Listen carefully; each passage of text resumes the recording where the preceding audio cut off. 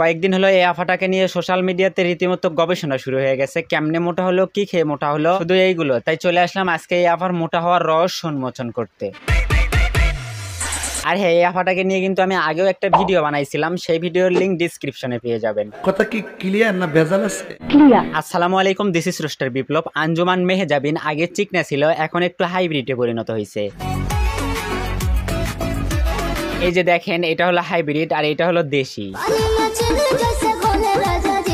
মানে ভাই এতটা পরিবর্তন কেমনে সম্ভব ভাই, কেমনে সম্ভব বলতে পারবো না। যখনই দেখবা জ্বলতেই থাকবা।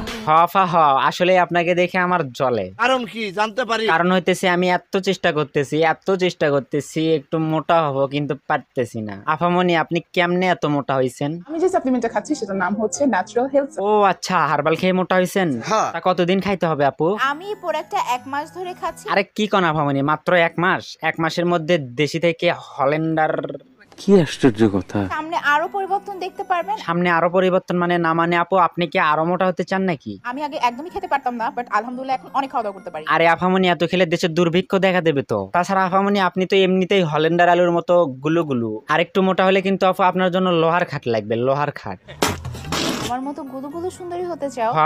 আমি একটু গুলুগুলি সুন্দরী হতে চাই। না মানে সুন্দর হতে চাই, একটু সুন্দর। আমি প্রোডাক্টটা 1 মাস ধরে। যাই হোক, ফাইনালি আমরা কিন্তু জেনে গেলাম আফামনির মোটা হওয়ার কারণটা। কিন্তু এখানে আমার একটা প্রশ্ন আছে, আফামনি শুধু কি নিজের দেহ পরিবর্তন করলেই হবে নাকি চরিত্রটাও? মানে না মানে ভাই, আমি বলতে চাচ্ছি আগের চিকনা মেহজাবিনও কিন্তু গানের তালে পেছন ঝাঁকাতো, এবং এখনকার হাইব্রিড মেহজাবিনও কিন্তু গানের তালেই পেছন ঝাঁকাচ্ছে। তাহলে আমারে বলেন, আগের চিকনা মেহজাবিন এখনকার হাইব্রিড মেহজাবিন, এদের মধ্যে পার্থক্যটা কোথায়? দেখেন ভাই, এর পেছন ঝাঁকাঝাঁকিতে আমার কোনো সমস্যা নাই। আমার সমস্যাটা হচ্ছে ওই জায়গায়, এদের এই পেছন ঝাঁকাঝাঁকি দেখে অনেক পাবলিক আছে যারা গিটারের সুর তোলে, সেই সকল পাবলিকের কি হবে? দেখেন আপামনি, আপনাদেরকে আমি কিচ্ছু বলতে চাই না, কারণ আমি জানি আপনাদের লজ্জা কখনোই হবে না, কারো কথাতেই নয়। শুধু একটা কথা আপামনি, পাবলিক আপনাদের পেছন ঝাঁকাঝাঁকি যেভাবে দেখতে চাই আপনারা তো সেভাবে দেখাচ্ছেন না আপামনি। না মানে খুলে দেখালেই তো হয়। মানে ভাই, এদের কি ফ্যামিলি নাই? আর যদি থাকে তাহলে তারা এরকম নোংরামিগুলো কেমনে মেনে নেয় ভাই, কেমনে?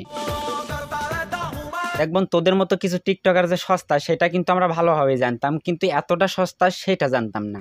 আমি সবার মতো না। জি আপামনি জি, আপনার রেটটা একটু বেশি আর কি। আর আপনাদের মতো মেয়েরা সবার থেকে আরো বেশি জঘন্য হয়। এই যে এতক্ষণে একটা সত্যি কথা কইলা বোন, শুনে ভালো লাগলো। আই বোন, বুকে আয়। ধ্যাতকনকে আমি তো শুধু বুকেই নিতে চাইছিলাম, অন্য কোথাও তো নয়। আফামনি, থাপ্পড় মারার কোনো দরকার নাই, কারণ আজকের ভিডিও আমরা শেষ করতে চাই। আজকে বিদায় নিচ্ছি, দেখা হচ্ছে নেক্সট কোনো এপিসোডে। ততক্ষণ সবাই ভালো থাকবেন, সুস্থ থাকবেন। নোংরামি করবি, রোস্টিং হয়নি। আমি বিপ্লব, রোস্টার বিপ্লব।